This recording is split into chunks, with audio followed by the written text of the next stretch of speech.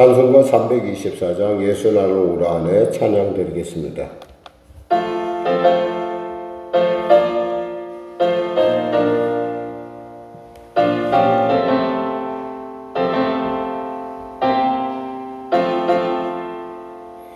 예수 나를 오라네 예수 나를 오라네 어디든지 주를 따라 주와 같이 가려네 주의 인도하심 따라 주의 인도하심 따라 어디든지 주를 따라 주와 같이 가려네 겟세마네 동산까지 주와 함께 가려네 피땀 흘린 동산까지 주와 함께 가려네 주의 인도하심 따라 주의 인도하심 따라 어디든지 주를 따라 주와 같이 가려네 심판하실 자리까지 주와 함께 가려네 심판하실 자리까지 주와 함께 가려네 주의 인도하심 따라 주의 인도하심 따라 어디든지 주를 따라 주와 같이 가려네 주가 크신 은혜 내려 나를 항상 돌보시고 크신 영광 보여주며 나와 함께 가시네 주의 인도하심 따라 주의 인도하심 따라 어디든지 주를 따라 주와 같이 가려네 하나님 감사합니다. 오늘도 귀한 아침을 주시며 감사합니다. 이 앞에 침에 주 앞에 나옵니다. 어제나 오늘이나 영원히 동일하신 주님께서 우리의 주님이 되시기에 날 위해 십자가 지셨기에 날 위해 채찍에 맞으셨기에 나를 위해 다 이루셨기에 나를 위해 주님 아버지 보좌 우편에 계시기에 담대히 나옵니다. 하나님 우리 사랑하는 성도들 이 시간에 그들의 기도 가운데 그들의 간구한 가운데 그들의 연약한 가운데 그들의 병든 가운데 그들의 가난 가운데 아버지 임하시고 통치하여 주시옵소서. 그래요 아버지 병든 자 치료하시고 문제가 이제 해결하시고 눌린 자 자유케 하여 주시옵소서. 주님밖에 방법이 없습니다. 통선원북에 막혀있고 오직 주님만 열려 있사오니 아버지 하나님 이 큰 산을 능히 넘던지 아니면 아버지 은혜로 아버지 주님께서 제거하든지 주님의 놀라운 은혜로 아버지 감당할 수 있는 힘과 감당할 수 있는 그런 정황을 허락하여 주시옵소서. 빛이 비춰지며 어둠이 물러난 것 같은 놀라운 치료의 역사 허락하시고 회복의 역사 허락하시고 원래의 몸들이 아버지 원래 처음 만들었던 그때의 아름다운 상태로 주님이 참 보시기에 좋았던 그 상태로 회복시켜 주시옵소서. 치료하여 주시옵소서. 응답하여 주시옵소서. 복되고 존귀케 하여 주시옵소서. 아버지 하나님, 나라와 민족을 불쌍히 여기시고 복음통일 평화통일 있게 하여 주시고 아버지 대통령을 비롯한 위정자들이 예수 믿고 구원받아 주님이 주시는 지혜로 난국을 변하여 복된 국면으로 하나님의 시간으로 바꿀 수 있는 그러한 믿음의 결단과 구원의 은혜가 임하게 하여 주시옵소서. 바라기는 우리 사랑하는 자녀들 향하신 주님의 온전한 뜻이 나타나 우리 자녀들이 주님 앞에 참으로 신실한 일꾼으로 거듭나고 돌이킴의 은혜를 더하여 주시옵소서. 바라기는 전 세계를 쏟아나게 하는 이 전쟁이 속히 멈춰지게 하여 주시고 아버지 하나님 국내의 여러 소요 가운데 무엇보다도 이 나라, 이 민족을 위하여 정말 스스로 고민하며 당뇨과 사리사욕에 치우치는 것이 아니라 하나님의 귀한 말씀과 뜻 가운데 아버지 공의가 정의가 공법이 하수같이 물이 바다 덮음같이 흘러넘치게 하여 주시옵소서. 성령교회를 불쌍히 여기시고 도와주시고 여러 가지 많은 일들이 있습니다. 하나님 도와주시고 응답하시고 보호하시고 통치하소서. 사랑하는 성도들의 삶을 아시오니 주여 불쌍히 여겨주시고 도와주시옵소서. 오늘의 여러 가지 많은 일정들이 있습니다.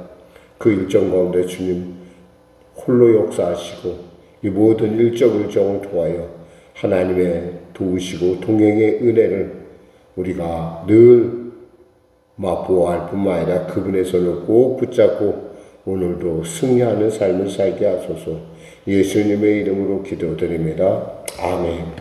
하나님은 살아계십니다. 오늘 나누실 말씀은 민수기 8장 말씀입니다.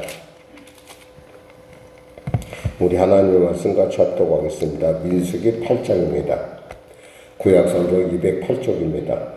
여호와께서 또 모세에게 말씀하여 이르시되 아론에게 말하여 이르라. 등불을 켤 때에는 7 등불을 등잔대 앞으로 비추게 할지니라 하시매 아론이 그리하여 등불을 등잔대 앞으로 비추도록 켰으니 여호와께서 모세에게 명령하심과 같았더라. 이 등잔대의 제작법은 이러하니 곧 금을 쳐서 만든 것인데 밑판에서 그 꼭까지 쳐서 만든 것이라. 모세가 여호와께서 자기에게 보이신 양식을 따라 이 등잔대를 만들었더라. 여호와께서 모세에게 말씀하여 이르시되 이스라엘 자손 중에 레위인을 데려다가 정결하게 하라. 너는 이같이 하여 그들을 정결하게 하되 곧 속죄소의 물을 그들에게 뿌리고 그들의 전신을 삿도로 밀게 하고 그 의복을 빨게 하여 몸을 정결하게 하고 또 그들에게 수송아지 한 마리를 번제물로 기름 섞은 고운 가루를 그 소제물로 가져오게 하고 그 외에 너는 또 수송아지 한 마리를 속죄제물로 가져오고 레위인을 회막 앞에 나오게 하고 이스라엘 자손의 온 회중을 모으고 레위인을 여호와 앞에 나오게 하고 이스라엘 자손이 그들에게 안수하게 한 후에 아론이 이스라엘 자손을 위하여 레위인을 흔들어 바치는 제물로 여호와 앞에 드릴지니 이는 그들에게 여호와께 봉사하게 하기 위함이라. 레위인으로 수송아지들의 머리에 안수하게 하고 내가 그 하나는 속죄제물로 하나는 번제물로 여호와께 드려 레위인을 속죄하고 레위인을 아론과 그의 아들들 앞에 세워 여호와께 유제로 드릴지니라. 너는 이같이 이스라엘 자손 중에서 레위인을 구별하라. 그리하면 그들이 네게 속할 것이라. 내가 그들을 정결하게 하여 유제로 드린 후에 그들이 회막에 들어가서 봉사할 것이니라. 그들은 이스라엘 자손 중에서 내게 온전히 드림받은 자라. 이스라엘 자손 중 모든 초태생 곧 모든 처음 태어난 자 대신 내가 그들을 취하였나니 이스라엘 자손 중에 처음 태어난 것은 사람이든지 짐승이든지 다 내게 속하였음은 내가 애굽 땅에서 모든 처음 태어난 자를 치던 날에 그들을 내게 구별하였습니다. 이러므로 내가 이스라엘 자손 중 모든 처음 태어난 자 대신에 레위인을 취하였느니라. 내가 이스라엘 자손 중에서 레위인을 취하여 그들을 아론과 그의 아들들에게 주어 그들로 회막에서 이스라엘 자손을 대신하여 봉사하게 하며 또 이스라엘 자손을 위하여 속죄하게 하였나니 이는 이스라엘 자손이 성소에 가까이 할 때에 그들 중에 재앙이 없게 하려 하였음이니라. 모세와 아론과 이스라엘 자손의 온 회중이 여호와께서 레위인에 대하여 모세에게 명령하신 것을 다 따라 레위인에게 행하였으되 곧 이스라엘 자손이 그와 같이 그들에게 행하였더라. 레위인이 이에 죄에서 스스로 깨끗하게 하고 그들의 옷을 빨매 아론이 그들을 여호와 앞에 요제로 드리고 그가 또 그들을 위하여 속죄하여 정결하게 한 후에 레위인이 회막에 들어가서 아론과 그의 아들들 앞에서 봉사하니라. 여호와께서 레위인의 일에 대하여 모세에게 명령하신 것을 따라 그와 같이 그들에게 행하였더라. 여호와께서 또 모세에게 말씀하여 이르시되 레위인은 이같이 할지니 곧 25세 이상으로 회막에 들어가서 복무하고 봉사할 것이요 50세부터는 그 일을 쉬어 봉사하지 아니할 것이나 그의 형제와 함께 회막에서 돕는 직무를 지킬 것이요 일하지 아니할 것이라. 너는 레위인의 직무에 대하여 이같이 할지니라. 아멘. 좀 뒤죽박죽되는 느낌이 없잖아 있어요. 아까 바로 7장에서는 하나님께 예물을 12지파 족장들이 다 드렸고 또 그 일에 대해서 지금 하인과 하면 지금은 이제 또 등잔대를 차려놓는 방식에 대한 얘기를 합니다. 여기서 사실 이게 다 모든 것이 준비가 됐으니까 12지파가 예물을 드렸을 터인데 지금 다시 또 이렇게 등잔대를 여기 다시 등장을 시키는 이유는 그만큼 우리 마음에 있어서의 어떤 하나님의 그 등잔대를 킨다는 것이 우리 성소에게 있어서 중요하다라는 얘기를 지금 우리에게 말씀하고 있습니다. 여기서 보면은 주님께서 말씀하시기를 아론에게 말하여 이르라. 주님께서 여호와께서 또 모세에게 말씀하여 이르시되 이 말씀에 대해서 우리가 취할 태도는 순종이라는 사실입니다. 하나님의 말씀에 대해서 우리가 늘 언제나 기억해야 될 것은 말씀에 순종하는 것이지 말씀을 갖다가 자기 마음대로 바꾸거나 타협하지 말아야 된다는 겁니다. 여기서 보면은 그 3절에 보면 아론이 그리하여 등불을 등잔대 앞으로 비추게 켰으니 여호와께서 모세에게 명령하신 것 같았더라. 모세가 아론에게 말했고 아론이 그대로 등잔대를 켰습니다. 그리고 그렇게 하나님께서 하라는 것을 명령했다는 거예요. 그러니까 결국에는 모두가 다 여기서 공통적인 것은 모세나 아론에게 있어서 하나님의 말씀은 순종의 대상이라는 것을 분명히 우리가 알 수 있습니다. 특별히 등불을 켤 때라는 말은 우리가 이렇게 보면은 켜다라는 말을 생각하면은 우리가 불을 킨 것 같이 생각하지만 사실은 이것은 하나님께 올린다는 그런 뜻이에요. 올린다. 히브리어 말 뜻은 올린다는 뜻이에요. 그러니까 우리가 불을 킨다는 것도 하나님을 향하여 불빛을 올린다라는 그런 의미로 우리가 받아들이면 이 등잔대 켜는 일이 결코 가벼운 일이 아니라는 거죠.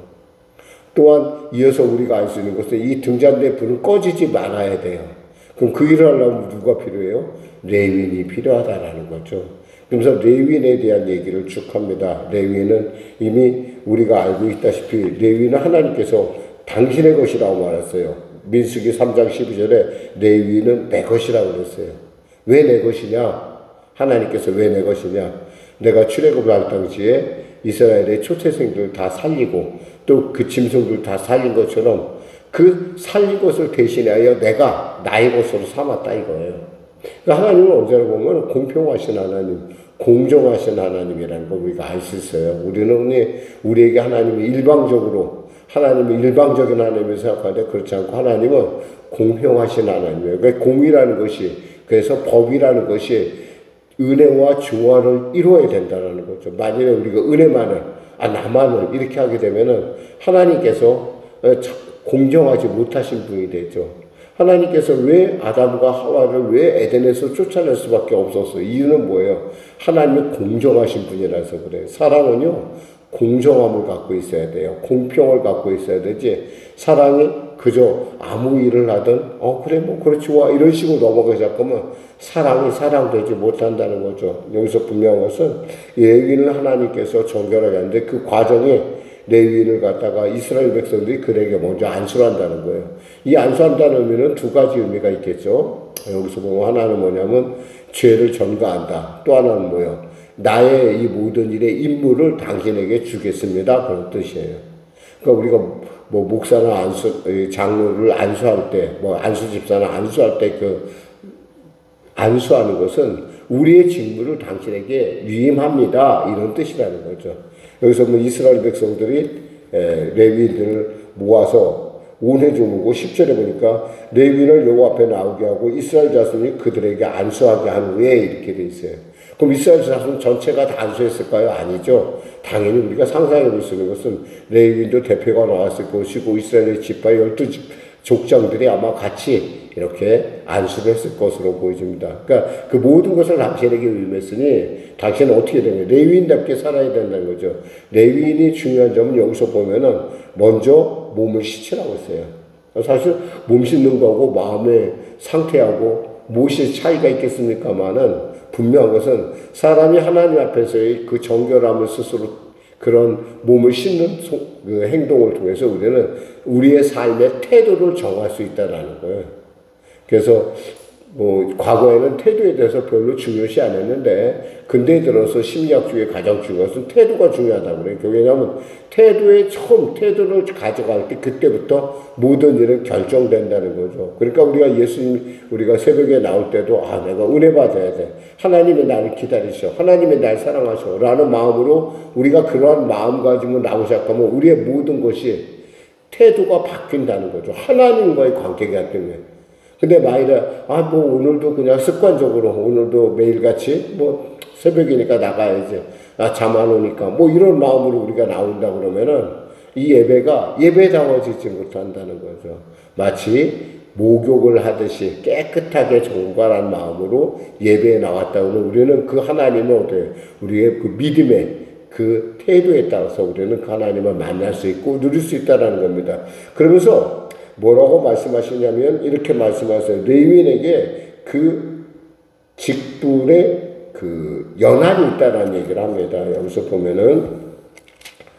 우리가 보면은 24절에 보면 레위인은 이같이 할지니 곧 25세 이상으로 회막에 들어가 복무하고 봉사할 것이요. 사실 레위인이 25세부터 50세까지라고 하는 얘기는 여러 개 나오는데 사실 그 성경에 보면은 30세부터 복무하라고 되어 있어요. 근데 30세라고 복무하라고 되어 있는데 특별히 여기서만 이렇게 25세라고 하는 것을 우리가 그럼 어떤 것이 옳습니까? 라고 생각할 수 있는데 레위인의 사실 사역은 30세 시작한다고 한다면 25세에는 견습기간이라는 거 5년의 견습기간을 통해서 대개의 신학자들이 개발 사실 제가 볼 때도 저도 견습기간에 거쳐서 저도 전도사가 됐고 또 전도사의 기간을 통해서 또 목사가 되고 이런 어떤 과정들을 볼 때 견습기간으로 봐도 큰 문제가 없겠다. 근데 중요한 건 50세가 되면 어떡하라고 돼 있어요. 여기서 50세 이상은 25절에 보면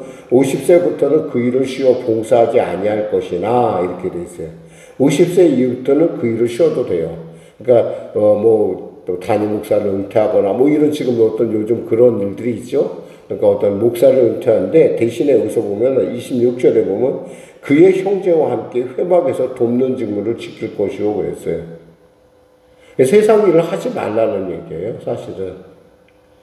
그러니까 그래서 우리가 이 목회에 대해서 특히 이제 목사가 되기 전에 전도사들에게 이런 얘기를 많이 해요. 이제 선배 목사님들이 아니라 목사 함부로 되려고 하지 마라. 되면은 끝까지 목사다. 마치 한 번의 병 영원한 해병같이 그렇게. 왜? 그래야 이것이 뭐냐, 하나님께서 그렇게 말씀하셨어요. 그러니까 어떠한 모세오든 교회에서의 돕는 직분을 감당해야 된다는 거죠. 가끔 어떤 분들이 제가 가끔 속으로만 쓴웃음을 지을 때가 있어요. 가끔 뭐 이런 얘기를 하시더라고요. 그러지 않으시더라고. 끝까지 제가 보아하니까 뭐 나는 이제 은퇴하면은 내가 교회에서 수의나 되었으면 좋겠다, 이런 얘기를 해요. 제가 그 얘기를 들으면 속으로 그래요. 진짜 수의가 하실런지 아닐런지 제가 보겠지만은 저는 안 할 것으로 믿습니다 라고 얘기를 해요. 속으로만. 겉으로 얘기하면 굉장히 기분 나쁘게 생각할 거 아니겠어요? 그럼 보나마나 겉으로 하는 얘기 이제 다 알아요. 우리 선배 목사님들이 보면은 그런 얘기는 늘 쉽게 하시는데, 제 주위에 있는 목사님들이 다 뭐 큰 교회를 해서 그런지는 몰라도 그분들이 이렇게 하는 얘기를 보고 있으면 함부로 말을 할 일이 아닌 것 같아요. 수의를 하는 걸 내가 한 번도 못 봤어요. 한 번도. 그런 분들은 보면은 늘 언제나 그 담임 목사의 비슷한 역할을 감당하려고 하시더라고요. 저는 그렇게 생각하지 않아요.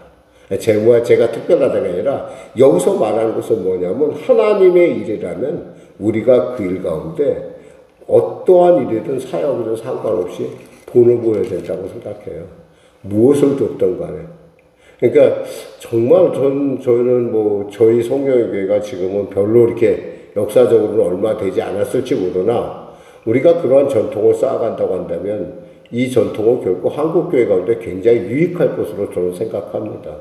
무엇을 냈든 간에 우리의 삶의 순간에 주님을 만나라는 순간까지 우리가 섬기는 자의 직분으로서 하나님의 영광을 우리가 구한다고 한다면, 하나님께서 우리를 만났을 때 반드시 그 일을 놓고 반드시 말씀하실 것입니다.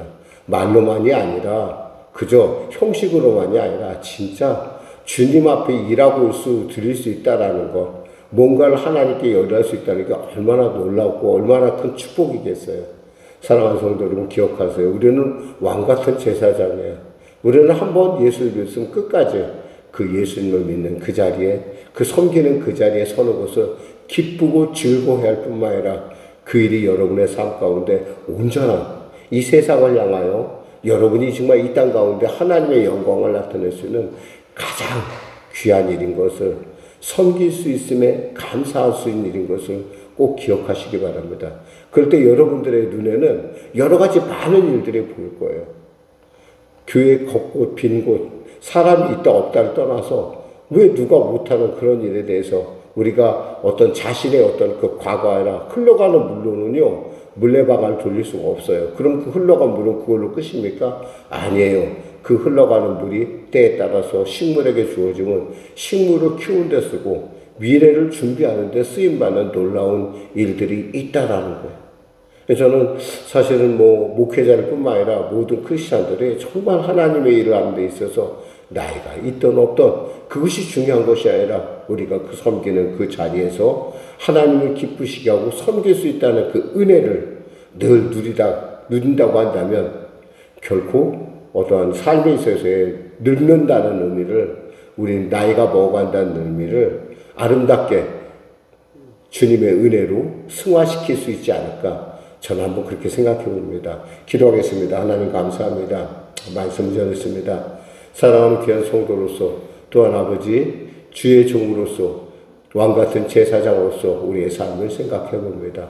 분명히 우리가 지금 이 위치에서 오르는 때에 따라 우리가 멈춰야 될 때도 있습니다. 그럼에도 불구하고 하나님은 우리에게 무엇보다도 이 하나님의 일을, 하나님의 예배를 돕는 일이 얼마나 놀랍고 놀라운 일인지 알게 하심을 감사합니다.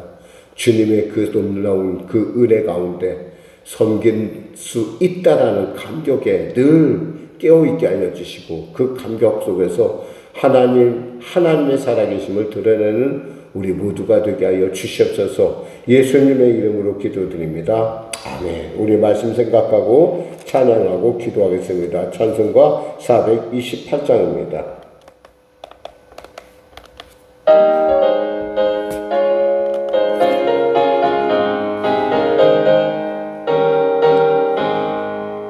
내 영혼의 햇빛이니 주 영광 찬란해.